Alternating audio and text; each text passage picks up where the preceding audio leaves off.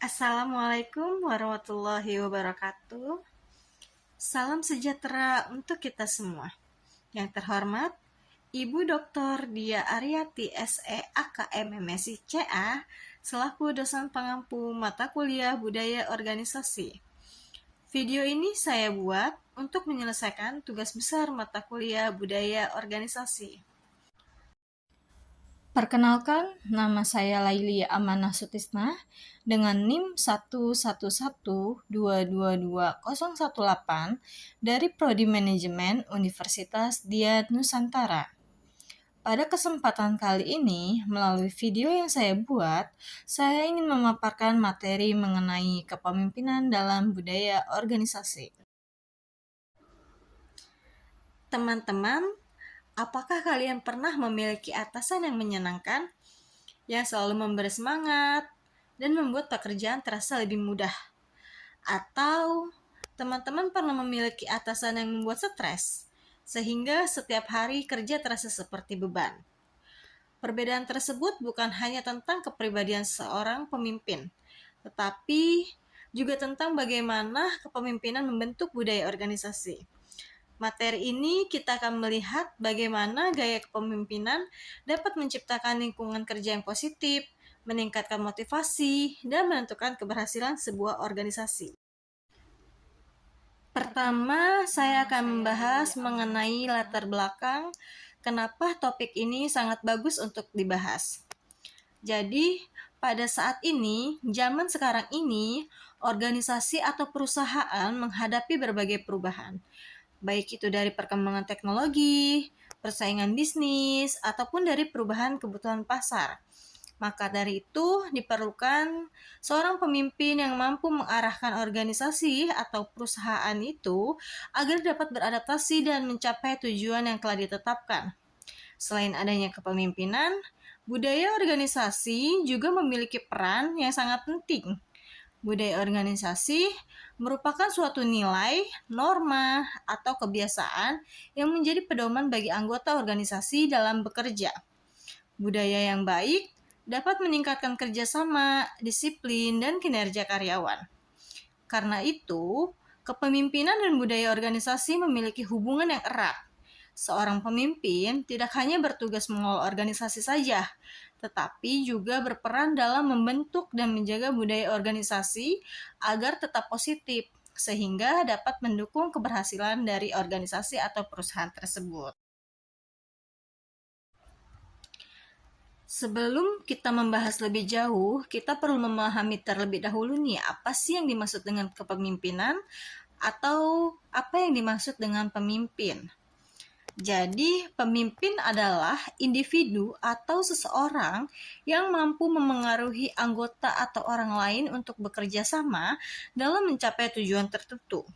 Sedangkan kepemimpinan adalah kemampuan seseorang untuk memengaruhi, mengarahkan, serta memotivasi orang lain agar bersedia bekerja sama dalam mencapai tujuan organisasi.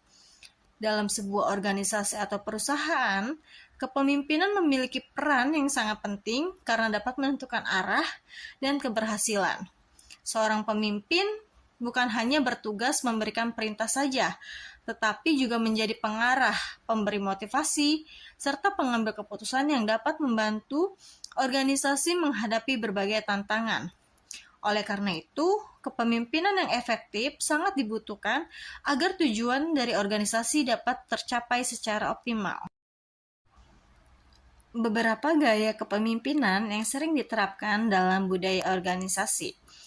Ada gaya kepemimpinan transformasional, transaksional, serta gaya kepemimpinan pelayanan. Saya akan membahas satu persatu. Yang pertama yang akan saya bahas yaitu gaya kepemimpinan transformasional. Pengertiannya adalah gaya kepemimpinan ini menginspirasi dan memotivasi anggota untuk mencapai tujuan bersama. Contohnya, seorang pemimpin mendorong karyawan untuk selalu berani memberikan ide-ide baru demi kemajuan organisasi. Yang kedua, ada gaya kepemimpinan transaksional. Gaya kepemimpinan ini berfokus pada suatu aturan, target, serta pemberian penghargaan ataupun sanksi. Contohnya, Karyawan yang berhasil mencapai target mendapatkan bonus sebagai bentuk dari penghargaan. Yang terakhir, yaitu gaya kepemimpinan pelayanan. Gaya kepemimpinan ini adalah mengutamakan kebutuhan dan pengembangan dari anggota tim. Contohnya, seorang pemimpin meluangkan waktu untuk mendengarkan masalah yang dihadapi oleh karyawannya serta membantu mencari solusinya. Dari setiap gaya kepemimpinan ini memiliki kelebihan dari masing-masing dan dapat diterapkan sesuai dengan kebutuhan dari organisasi itu sendiri. Dalam pembentukan budaya organisasi, pemimpin memiliki 3 peran utama, yaitu penetapan nilai, teladan, serta praktik simbolik. Yang pertama ada penetapan nilai. Di sini pemimpin menentukan nilai-nilai yang ingin diterapkan dalam organisasi, seperti disiplin, tanggung jawab, dan juga kerjasama. Contohnya, pemimpin menetapkan bahwa setiap pekerjaan harus diselesaikan tepat waktu, sehingga budaya disiplin dapat terbentuk. Yang kedua, ada teladan. Pemimpin menjadi contoh bagi anggota organisasi karena perilaku dari pemimpin akan ditiru oleh karyawannya. Contohnya, pemimpin selalu bersikap jujur dan terbuka dalam bekerja, sehingga anggota tim juga menerapkan sikap yang sama. Ketiga, ada praktik simbolik. Pemimpin memperkuat budaya organisasi melalui kegiatan atau program-program tertentu. Contohnya nih, perusahaan mengadakan kegiatan rutin seperti rapat apresiasi untuk menghargai kontribusi dari karyawan dan meningkatkan semangat kerja. Melalui ketiga peran tersebut, pemimpin dapat membentuk dan memperkuat budaya organisasi yang positif. Selanjutnya, kepemimpinan memiliki pengaruh penting dalam manajemen perubahan, karena pemimpin membantu organisasi untuk beradaptasi dengan perubahan yang sedang terjadi.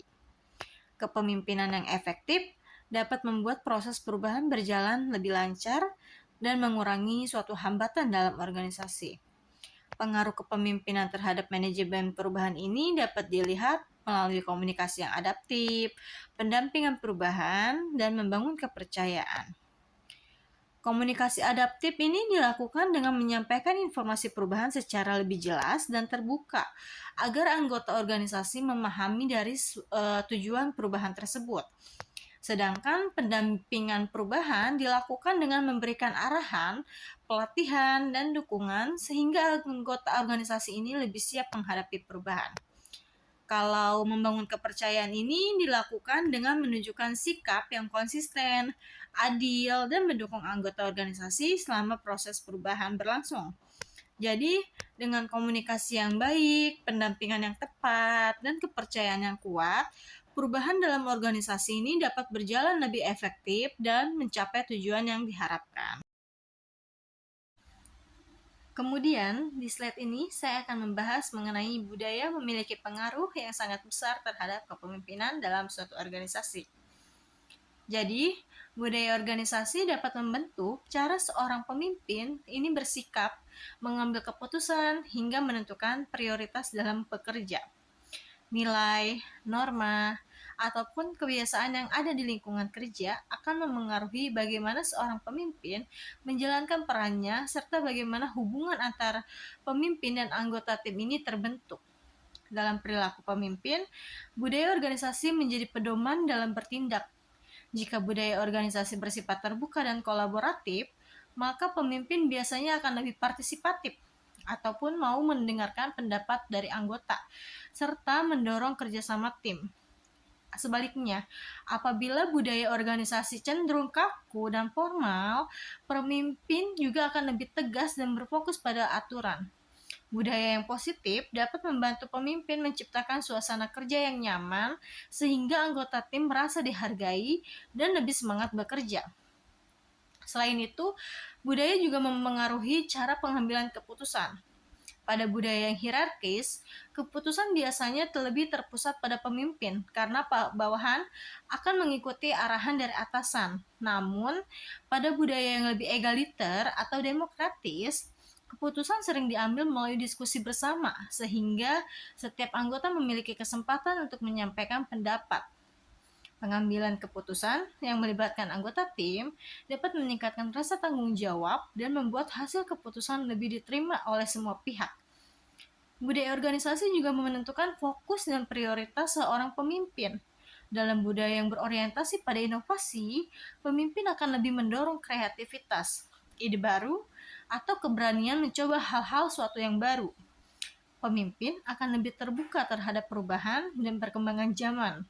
Sedangkan pada budaya yang konservatif, pemimpin biasanya lebih mengutamakan stabilitas, keamanan, dan menjaga cara kerja yang sudah ada agar tetap berjalan dengan baik. Kedua budaya tersebut ini memiliki kelebihan masing-masing tergantung pada kondisi dan suatu tujuan dari organisasi. Kemudian di slide ini mengenai pengaruh kepemimpinan terhadap nilai-nilai budaya. Salah satu pengaruh kepemimpinan terhadap budaya adalah dalam penanaman visi. Pemimpin yang efektif mampu menyampaikan visi dan tujuan organisasi dengan jelas kepada seluruh anggota tim. Ketika suatu visi tersebut disampaikan secara konsisten, anggota organisasi akan lebih memahami arah dan tujuan yang ingin dicapai. Hal ini dapat membangun rasa kebersamaan, kekompakan, dan identitas bersama dalam organisasi. Pemimpin yang mampu memberikan arahan yang jelas akan membuat anggota tim lebih termotivasi dan merasa memiliki tanggung jawab terhadap kemajuan organisasi. Lalu, ada kepemimpinan juga berperan dalam transformasi budaya. Dalam situasi tertentu, organisasi perlu menyesuaikan diri dengan perubahan zaman, teknologi, ataupun dari kebutuhan pasar. Disinilah peran pemimpin sangat penting untuk membawa perubahan budaya ke arah yang lebih baik. Contohnya, organisasi yang sebelumnya menggunakan budaya kerja yang birokratis dan kaku dapat berubah menjadi lebih modern dan fleksibel melalui kepemimpinan yang inovatif. Pemimpin transformasional biasanya mampu mengajak anggota organisasi menerima perubahan dengan memberikan contoh, dukungan, dan penjelasan yang baik. Perubahan budaya akan lebih mudah diterima jika pemimpin mampu membangun kepercayaan dan menunjukkan manfaat dari perubahan tersebut. Kepemimpinan juga memengaruhi motivasi dan perilaku anggota organisasi. Seorang pemimpin yang disiplin, jujur, bertanggung jawab, dan menghargai orang lain akan menjadi teladan bagi bawahannya. Tanpa disadari, anggota tim akan mengikuti kebiasaan dan nilai-nilai yang dicontohkan oleh pemimpinnya. Karena itu, perilaku pemimpin sangat menentukan budaya kerja yang terbentuk di dalam organisasi. Jika pemimpin memberikan semangat, apresiasi, dan dukungan kepada anggota tim, maka lingkungan kerja akan menjadi lebih positif dan produktif. Pada bagian ini, kita akan membahas mengenai bagaimana menyeimbangkan kepemimpinan dan budaya organisasi. Ada 3 aspek yang penting yang perlu diperhatikan. Yang pertama, yaitu keselarasan nilai. Pemimpin harus memahami dan menyesuaikan gaya kepemimpinannya dengan budaya organisasi agar anggota tim merasa dihargai dan tetap fokus pada tujuan bersama. Yang kedua, yaitu adaptabilitas. Kemampuan pemimpin untuk menyesuaikan diri dengan perubahan, seperti perkembangan teknologi atau kebijakan baru, tanpa menghilangkan identitas budaya organisasi. Yang ketiga, komunikasi yang transparan. Komunikasi yang terbuka membantu membangun kepercayaan, mengurangi konflik, dan mendorong kerjasama dalam mencari solusi terhadap berbagai tantangan organisasi. Mari kita lihat 3 contoh perusahaan yang berhasil menyeimbangkan kepemimpinan dan budaya organisasi. Yang pertama yaitu Google. Google ini dikenal dengan budaya kerjanya yang fleksibel serta inovatif. Jadi di perusahaan Google ini pemimpinnya mendorong karyawan untuk berbagi ide dan mencoba hal baru, sehingga perusahaan Google ini terus berinovasi dan terus berkembang. Lalu perusahaan yang kedua yaitu Apple.